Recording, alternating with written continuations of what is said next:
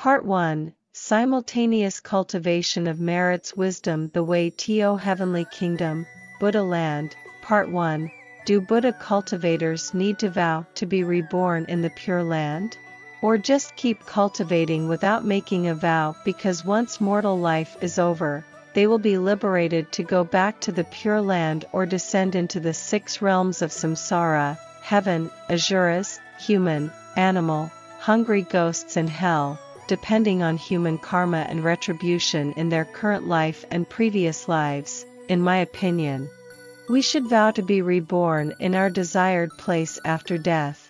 If we don't do that, then perhaps we are still quite vague about what we practice on a daily basis, such as celebrating, praying, chanting, burning incense, etc. in front of the Buddha. Like all of you being born in this Saha world, in Pure Land, I have been struggling with the vicissitudes of mortality, being dominated and overwhelmed by money, desire and fame to some extent. No one is perfect. But luckily, all of us are aware of reciting Nama Amitabha. Namo Sakya Muni Buddha, Namo Chao Dai, Teen Ong Dai Bodhisattva Mahasattva, Namo Earth Treasury King Vau Bodhisattva, and so on. We are also cultivating to gradually mend the 3 karmas, body, speech, mind, to become a better version. And especially we can make a vow to be reborn in the Pure Land, escaping from this temporary life to return to Buddha and lead a new life without any suffering or sorrow. In this last universal salvation, with great compassion, God and Buddha will save all beings who know how to cultivate and modify their bad habits. And those who do not practice will keep struggling with the 6 realms of existence permanently.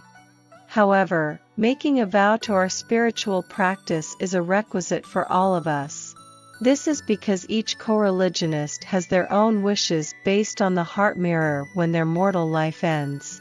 For example, while some of them just hope to escape from the human realm, to be reborn in the heaven realm with a prolonged life expectancy and good appearance, the others who create a lot of bad karma in this current life just hope that after death they won't fall into the realm of hungry ghosts or animals being maltreated, but will be reborn in the human realm to continue cultivating in another life.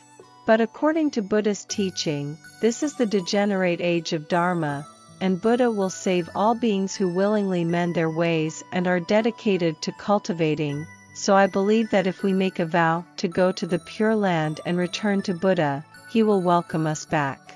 Therefore, we mustn't be hesitant, but determined to decidedly return to Buddha. If we're afraid that we have insufficient blessings to head back to Buddha, we can lose our privileges in this 3rd period universal salvation. We ourselves must believe that we can change, and believe that we will return to Buddha. We have our own human rights to live, practice, and garden merits, all of which are our great blessings in Dharma. Once again, we have to have faith in ourselves that we will be reborn in the Pure Land. I will give you some examples to clarify it.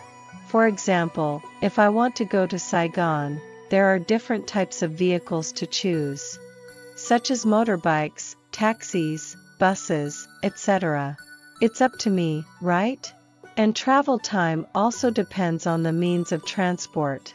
If I get carsick, I will ride a motorbike, or if I don't have any problem with motion sickness, I will take a bus/coach to feel more comfortable. And if I want to go there faster, I will choose a heavy-duty motorcycle and go to Saigon on my own to avoid traffic congestion. My target is to arrive in Saigon, but I need to know my destinations, specific address, street name, district, and so on. If I am not sure about the directions, I can Google the address, and Google will show me how to get there.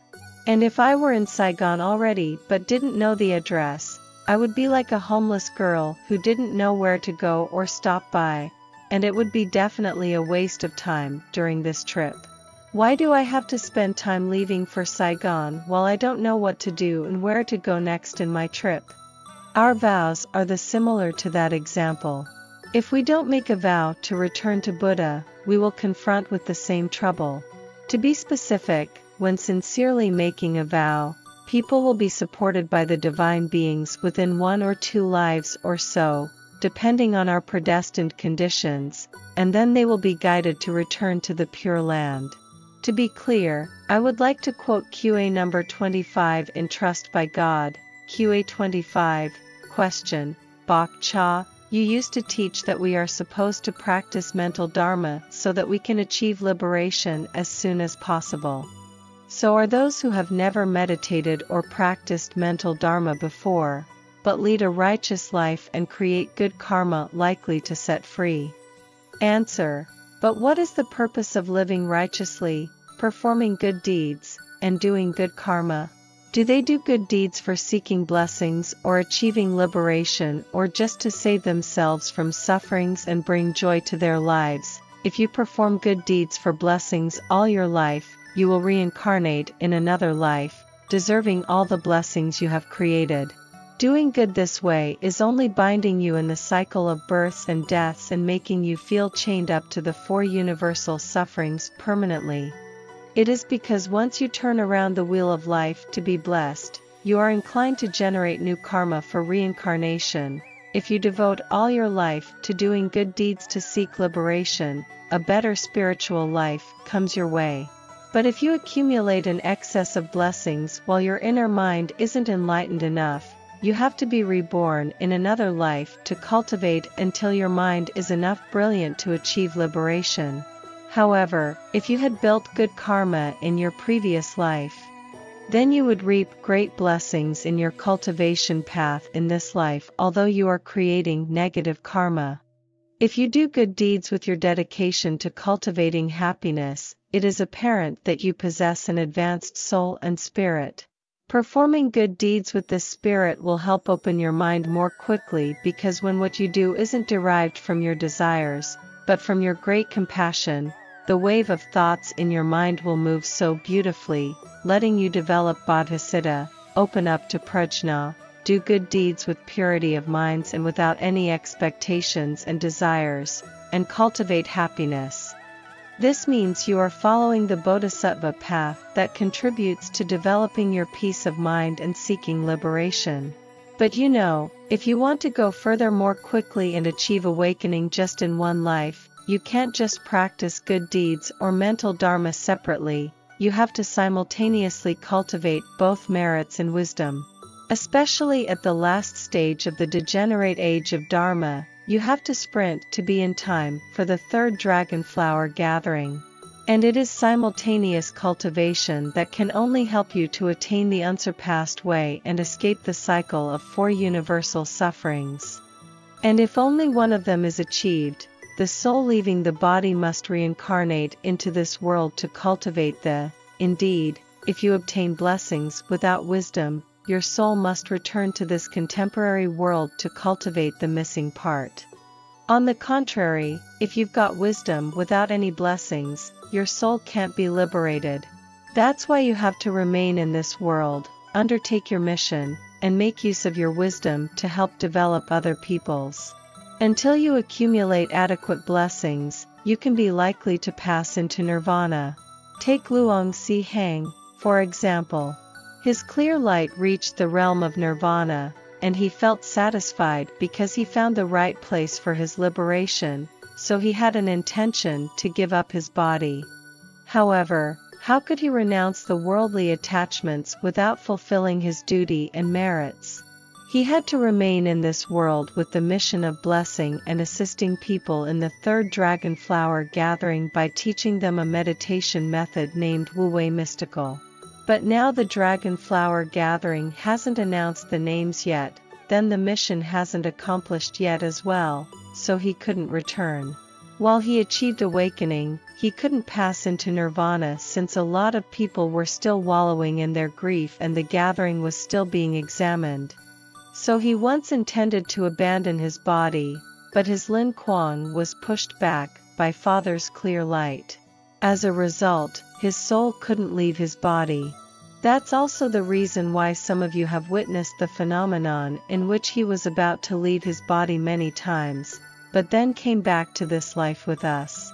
Not long after that, realizing that Father was present on this earth in the figure of Đức Kim, then, he asked for abandoning his body to return to nirvana, but Father explained that he hadn't accomplished his mission yet.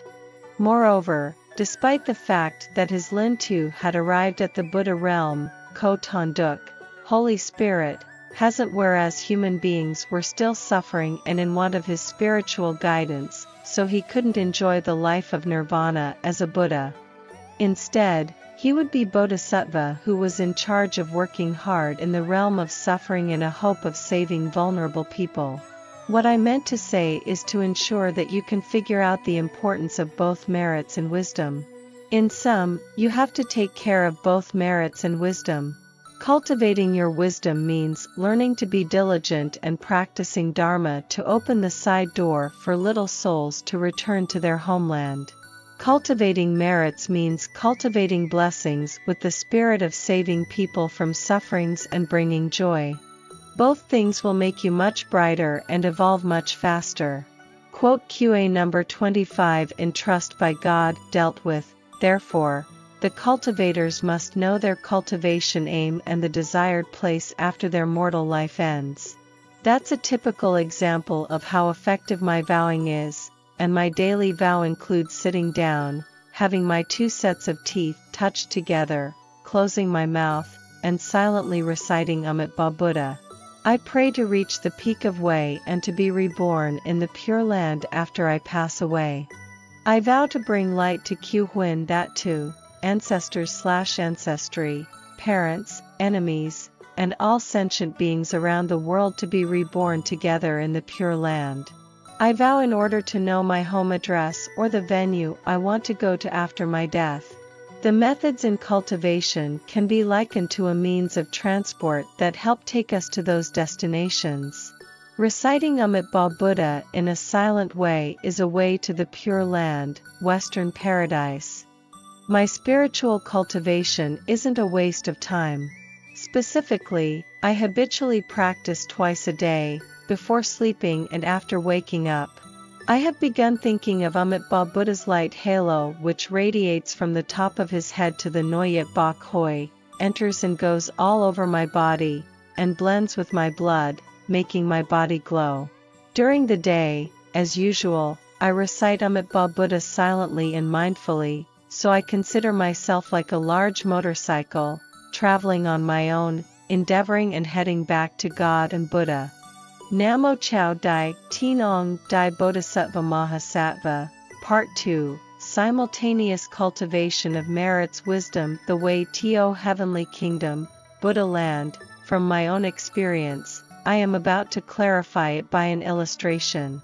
I am a mother, so I could breastfeed or bottle feed my baby after it was born. But it was really important for me to get him to drink milk on a daily basis and on time. Sometimes he still felt sleepy, so he wouldn't even want to drink any. As a mother, I always had to come up with a way to make him drink a little milk for fear that my baby could be malnourished. You know, a newborn baby tends to sleep more than usual, and his eyes are too weak to open often or see something at a distance. His physical and mental health is weak as well, and he definitely doesn't have any so-called perception. The baby has grown with the years, and its body has grown stronger too. His perception has been simultaneously developed and his eyesight has got better and better. But I wasn't making any sense when talking with him. And he gradually had awareness when being fed with milk every day. Day by day, he knew how to say daddy and mommy, making me heart brim over with happiness. Just like that, he knew how to feed himself and he was growing feet and inches. And we are exactly the same, the natural laws. Say, Confucius said, people are fundamentally good. They have compassion, respect, shame, and know right from wrong. But when people come of age, they are categorized into 2 types, good people and bad people, because in their development phase, there are 2 directions for them to follow. One for doing good deeds and the other for creating bad karma. We will reap what we sow. We can't deny that we have 2 minds inside us, Buddha's mind and devil's mind. Whichever mind that we nurture will grow bigger and bigger, and we will deserve that mind. It's my personal experience that I want to share with you guys. When it comes to cultivating wisdom, because I am up to my neck most of the time, I choose the method of Buddha recitation to pray for being reborn in the Pure Land. Every day I recite the Buddha's name and ask Amitabha Buddha to show me the method that can easily help me to be reborn, and Buddha bless me and teach me how to apply the method of contemplation, in which I learn to meditate and think about the light halo of Amitabha Buddha. The halo radiates from his palm to my head and then to my blood vessels all over my body. This is like a mother's breast milk is used to feed a child, and if the child agrees to drink the milk, he will grow up over times. There are several perceptions that differ from the past time. It is Buddha's aura that raises the child, so it will grow itself. The baby is likely to interact with spirituality and thoughts, and vice versa. As a result, both the father and the baby are very delighted, to me, that my baby knows how to say daddy and mom always makes me and my family blissfully happy. The bigger our Buddha mind is, the more of what Buddha have we are given. The secret of power inside each of us exists here. It is each person's Buddha mind. Buddha mind is named differently, namely micro-divine origin, micro-divine light, dhyani sat-than, body temperament, spiritual origin, divine consciousness, soul, mind, spirituality, and so on. There are various names, but basically all of them are only one, which is mind-spirit. Everyone has their own mind-spirit because its size isn't the same. Moreover, the moment the mind-spirit was born differs from one to another, so the lesson each person has learnt is various as well, but the only same thing is that people have to breed the mind. In this world, however old people are, they have to support themselves by eating, by which they have a healthy body. Children grow up quickly into adults who have got energy and muscles. We nurture our mind-spirit by practicing meditation. And neem fat not tom bat lone, neem fat thuan tuk, curl our tongues, recite Amitabha Buddha, and contemplate the aura of the Buddha you place your belief in to nourish your mind-spirit. When our spirituality is strong enough, it develops its power that is available in our body, but the development of spirituality depends on how strong it is. It is often called 6 transcendental powers or miraculous powers. According to the nature laws, don't be too greedy because it can lead to mental disorder. But keep our inner peace reciting Amitabha Buddha and think of the Buddha's aura radiating from the top of his head and entering our body. It's tantamount to a mother's breast milk that a child feeds on to keep him growing up day by day, which is surely endowed by Creator, while there is no need to seek miraculous powers. As long as we diligently nurture our mind-spirit, the powers will come our way, which can be compared to baby that can know how to talk and walk on his own when growing up. As usual, if we enjoy the meal twice or so, we should remember to meditate at least twice a day, having our 2 sets of teeth touched, close our mouths, silently reciting Buddha, and thinking of the aura shining on our bodies, which aims to nurture our spirituality. When our body and mind are nurtured simultaneously, our health would be really good, our life would be really happy and peaceful, and our mind would be calm. No matter what Buddha's method you are following, what Buddhist scriptures or mantras you are reciting, or if you're meditating, etc., you can verify it for yourself. If you want to know whether you are practicing diligently or not, you can check to see if your Hyet Bok Hoi on the top of your head opens. In this case, you will feel a hole on your head which is just as small as the tip of a little finger, but